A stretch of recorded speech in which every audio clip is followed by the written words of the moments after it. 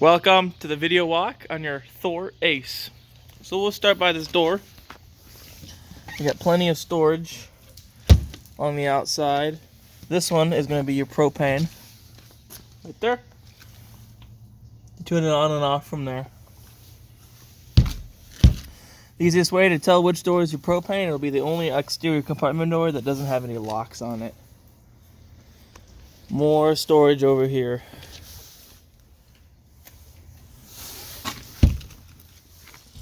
Outdoor TV area. Got your remote for your outdoor TV.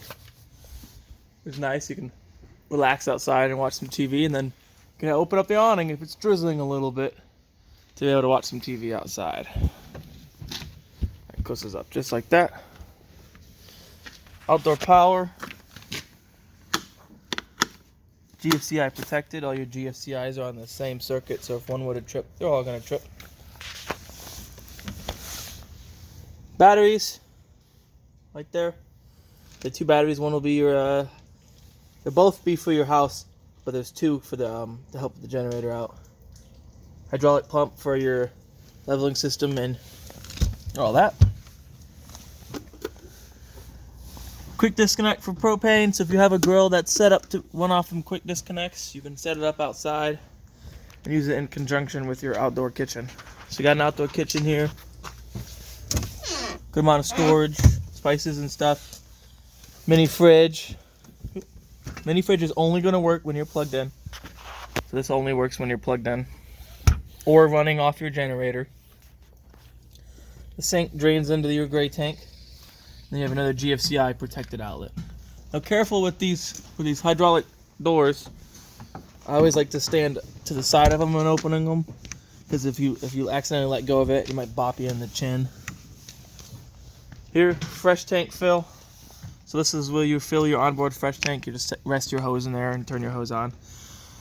Just watch it. You don't want to walk away or leave it unattended. If it does start getting too full, it'll come out this little overflow here and it'll escape around your hose. You don't want to shove your hose in there. You need to be able to give water a spot to get out of. Moving on in the back. That's where you fill everything up. So that's that. Your onboard generator pulls from the tank, and then so does your chassis pulls from the same tank. For their storage over here, that little crank is to get two of the fake nuts off of here. To pull that hubcap off, there's two fake ones. Access to your generator. You can take that panel on and off right there and perform any maintenance you need to. You can also start and stop it from out here, but all the controls to start and stop it are on the inside as well. Exhaust for your furnace. Just keep it clean. They do make screens for these. They don't recommend you run them with the screens. This restricts airflow, but the screens will help keep insects and debris out. Fridge, keep it clean in here, up in there and all that. Even if you want to, you can pop it off, wipe everything down in there, make sure it's extra clean. Short cord, 30 amp short cord. It is a screw-on type, so it's a twist, and then you can twist the lock, and then you can screw on this little piece right here to keep it locked down there. This one's yours. It's about 25-30 feet long. And right below that, you have a cable inlet. So if you go in somewhere that provides cable, you can hook up cable through there. Plenty of storage. Now you're starting to get into. So this is about a good spot where you could store your sewer hose, because it's with your dump area. You got your dump area right there. Your gray, that's going to be like your shower and sink water, and your black's your toilet water. Got a cap there, and then you can run your hose down to this little deal. If you're at a site with a permanent dump station, so you can keep everything neat without having this door open all the time. Door next to that. Your outdoor shower. Got a black tank flush right there, so when you're dumping your black tank, you can hook a hose up to that, and that'll flush out your black tank. Water pumps right there.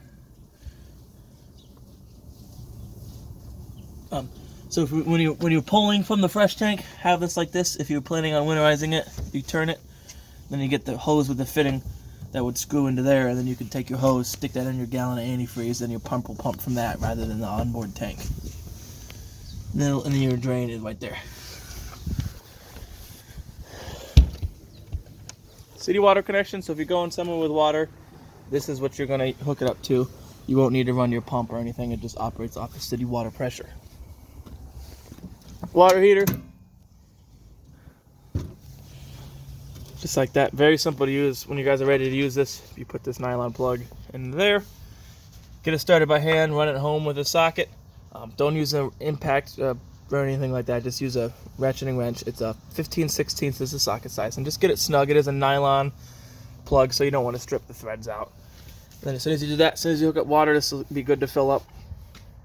And I would definitely recommend draining after every trip so the water doesn't get stagnant in there. Before you take your plug out right here, pull your pressure relief, lock it open like that. Water is going to come out. Everything's okay to get wet. Once the water stops coming out, snap it closed. Then take your plug out. If you neglect to do that first, this plug will go shooting out. You'll get a bath, and you'll get a hot bath, especially if you've been running it. And then only other thing is keep it clean in here, keep it clean in there.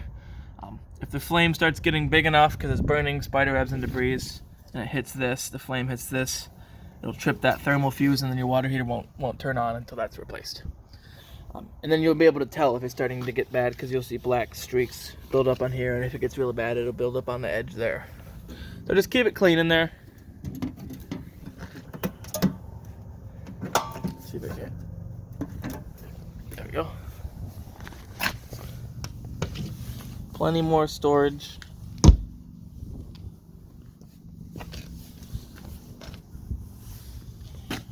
And all these storage compartments, most of them have a plug in there. So you can unscrew that plug and then just spray it down to let anything drain out of there.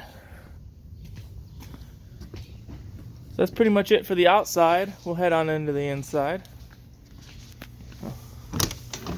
Open the door. The step automatically comes out. If you wish to make it not do that every time you open and close the door, if you turn the step off and close it, see, it stays out. And that's this switch right here. You can turn on and off your step light via that switch. The switch lights for your awning. One next to that. Main lights just in the main row. And then you have a battery disconnect. So you can't tell what it's doing now because we're plugged in, but if you were to unplug it, hit that, it'll kill all the 12-volt power in here, and it disconnects the batteries.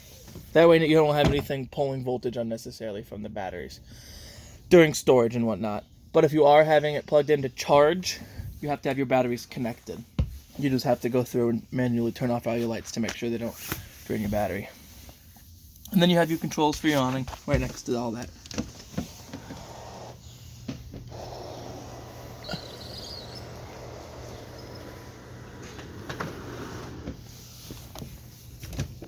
Oh, let's see, hold on. Oh. Move stuff out of the way with you guys. There you go. It goes out. It does not automatically stop when it's out. You have to visually see.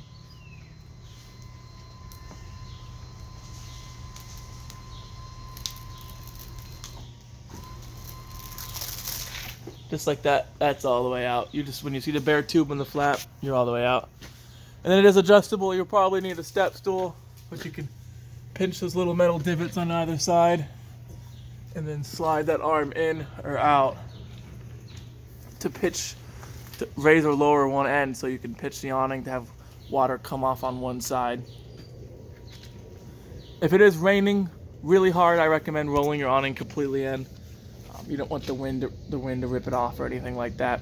If you roll it in wet, as soon as it gets dry, roll it back out, let the sun dry it out again. You don't want it to retain moisture because then you'll start getting black streaks all over everything. Your awning will not operate if your key is in the ignition. Well, not if it's in the ignition. If your key is in the ignition and it's set to on or accessory, it's a safety feature that it won't, so that prevents the awning from somehow accidentally opening when you're going down the road. So keep that in mind.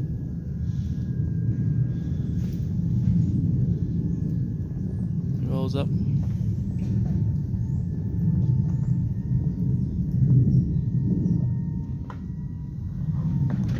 Just like that. So now we can come completely in. We'll start with the cab area.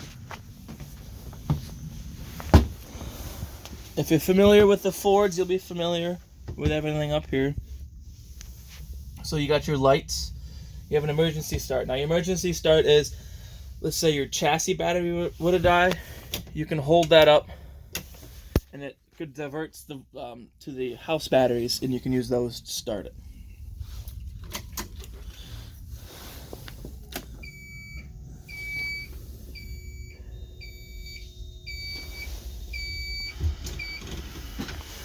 So you get your radio here, so you can hit home. You can HDMI your phone through it. It's probably something you folks won't be using often or at all. You can go back to the radio. So we'll go to the radio. You got presets here. Oop. You can scan through your channels through here. You have an equalizer, so you can mess with the sound settings. Bluetooth music, you can Bluetooth your phone to it. If you hit rear camera, it'll keep the rear camera on. That way you can see if people are tailgating you or whatnot. Let's turn this radio off so you folks can hear. Let's turn the volume down. There we go. That's the volume knob. The USB, you can hook a USB up through here if you have music saved on a USB. SD card, same deal over there. Bluetooth phone, so you can have your phone, when it's Bluetooth to it, you can make calls and all of that, hands-free. And then auxiliary in and AV in, that's something you guys won't ever use. Unless you want to be able to go through the bypass to for TV and whatnot. The TV is back there, and all your stuff for it will be over there. So there really isn't anything you have to do with those AV on your radio. Your radio, it does switch to backup camera when you put it in reverse.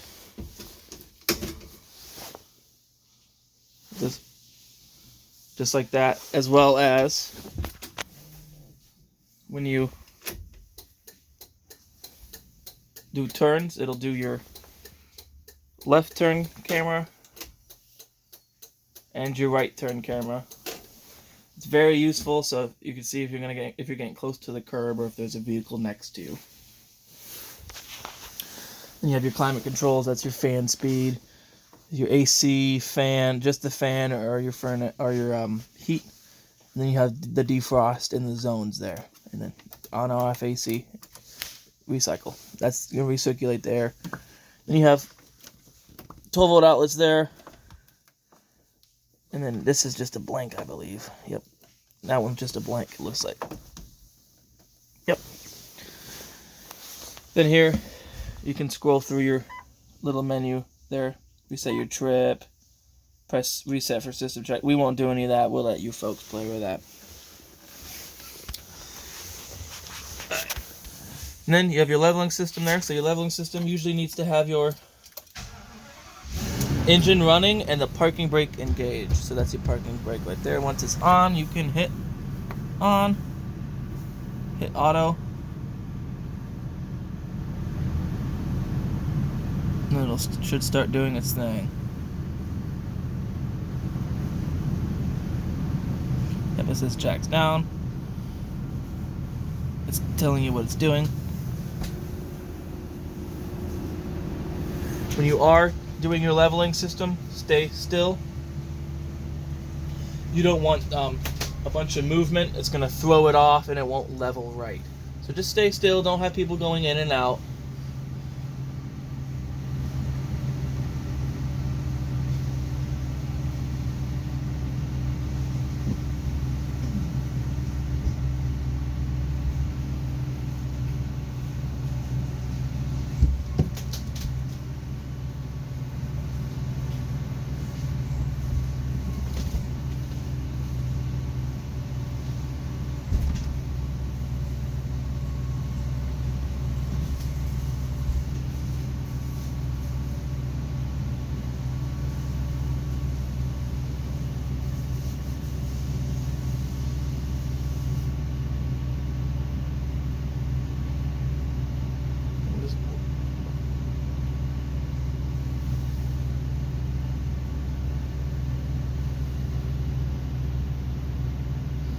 Alright, and then once it's done, we'll say you're ready to leave. Start your engine again, put your parking brake on, and then you can hit this button right here. Retract all jacks. That's going to bring all jacks up. Once all the jacks are up, this will go away.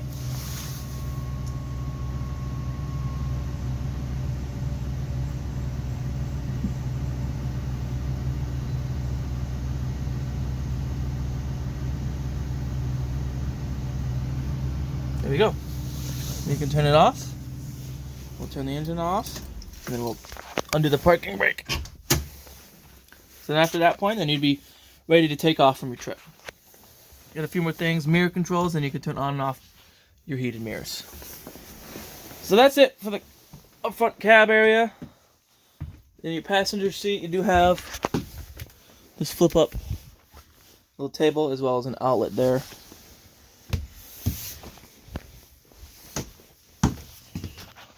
Now we'll go into your controls. So, controls for your slide, your tank heater, so there's little heating pads on your black and gray tank. Water pump, you can turn your water pump on. You'll do that if you're on board tank. Water heater on gas, water heater on electric. You can run them both at once. Electric's a little bit slower to get warm, but it's a little bit more energy efficient because you're not going to be using all your propane. Generator, you can start and stop from here, so hold down stop. Do you see that light show up? Hours show up.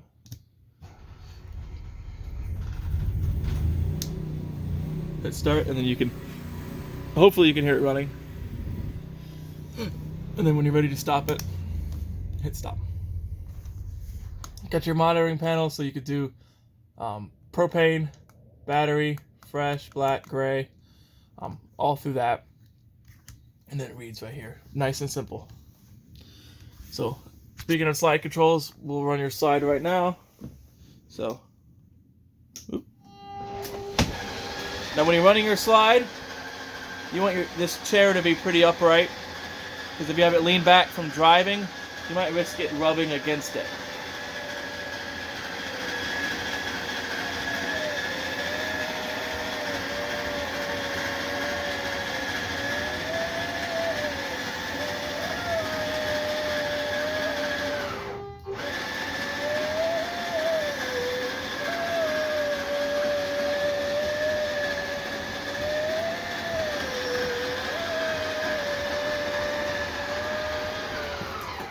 Once it's out, I like to hold it for a few extra seconds. That's what keeps the motors, there's one on each side, it keeps them in sync. We'll come through over here. Got your TV over there, as well as all your stuff for your TV in there. So it looks like previous owners have a couple feet of coax, so if you did find a part that you can get cable, you can hook it into the outdoor spot. Got a little Blu-ray player in there. This right here is your booster, so if you are pulling from your antenna, have this on. If you have a hooked to cable, turn it off. You have other spots for another outlet if you want to have some more appliances in there. You got some HDMI in there. Plenty of storage up here. And then this is to adjust your antenna, to rotate it. Just push in and turn. Try to tune in your signal. There's no cranking up like the old school ones you had to. Table, easy to raise and lower. To turn into a bed, you just flip this lap over like that. Push the table down. It would go down further past these cushions. It would rest right on that shelf right there. Then you would just reorganize the cushions. There should actually be, let's see. Yep, cushion right there. So you use this cushion in this closet in the bedroom to turn that into a full bed.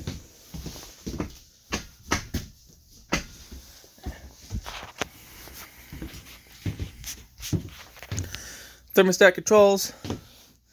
So you have cool. I have it set to 55. It's a little bit colder than 55 out, and since it's on auto, it won't kick on. Furnace goes to 90, so you can go to heat. There you go. You can hear it. Set it to 90. So then you have modes for your fan, so auto, high, and low. It's just high and low fan speeds set to auto, so it'll allow it to cycle on and off. If you just have it on high or low, it won't ever turn off. It'll just keep running. I recommend auto, especially for your AC. If it's hot and humid out, that'll keep it from freezing up, allowing it to cycle on and off. Right above that, controls for your inverter. Your inverter turns your 12-volt batteries into 120 power, so you can use. It's best to use that when you're going down the road. So that outlet I showed you underneath there is usually controlled by the inverter, usually. So if you're going down the road, you got a laptop, you can plug it in there and keep it charged. I'll also allow you to run your fridge off of 120. You won't have to use propane. So speaking of your fridge you can. So you have auto, off, or gas. Auto is gonna default to 110. So if it were to lose power some way, if the campground would lose power, you would lose power. It'll switch to running off of propane, and then you have a temperature adjuster right there. What that microwave, I mean, only works when you're plugged in or off the generator. All these 120 appliances, your microwave, your fridge, AC, all your outlets, those will also work when you're running off your generator. And you can, if you wanted to, run your generator when you're going down the road. Cooktop, very simple, fold up. And then you just turn it to light. Click it to spark. That's your spark right there. The sparker does not work for your oven. If you want to have your oven, you push and hold pilot, just like that. And there's a pilot in there. You have to light with a barbecue lighter or a match. Once the pilot's lit, you can have it set to whatever temperature you want. If you plan on using it again in a few hours and you don't want to relight your pilot, if you turn it off but leave it on pilot, it shuts the burners off but leaves your pilot on. I make sure I turn it off before I go to bed. Better safe than sorry. You don't want a lit pilot overnight. Bathroom, pretty self-explanatory. You got power, you got your fan. That's your switch for your fan right there, and then your crank for it right there. Resettable GFI, so all your GFIs are on the same circuit. If one trips, they're all going to trip. You come in here and reset it at this outlet right here. Shower, nice sunroom to give you some headspace. And then pretty simple, you got hot and cold. Close your shower door. It's kind of hard to do one-handed. That's your shower door. And then in here, you got a couple USB outlets, a switch with some lights in here. That turns on your lights in here, and then those are just clicky lights there. You do have another TV in here. Plenty of storage underneath there. And then there's that cushion I was showing you over there. This TV does fold up like that for hidden storage back there. If you wanted to put another DVD player in here, you could do that. And you have power up in there in the corner. You have another radio for back here. So you got power on and off. You got zones inside, outside. Skip through the channels, modes, so you can Bluetooth your phone to this. You have auxiliary in there. You can mute it. Scan presets, just like the other one. Push and hold to save preset. Bluetooth. Turn on Bluetooth. You look for Jensen, the model number on your phone. You could pair your phone to this. Then you have your volume controls right there. A little storage on each side of the bed. This one has a little bit less on this side. And then lights above the bed, and those are the speakers for the radio back here. Fan vent. So, turn that knob to open and close it, and then you have that. Push it to turn it on for the mode, and then push that off. Very simple to use. An emergency exit, you just pull this tab up, and then push the window out. I wouldn't mess with the window unless it is actually an emergency. Some of them, when you push the window out, the whole window falls. Some of them just hinges up. So it's not worth finding out which one this is. Alright. That concludes your video tour of your Thor Ace.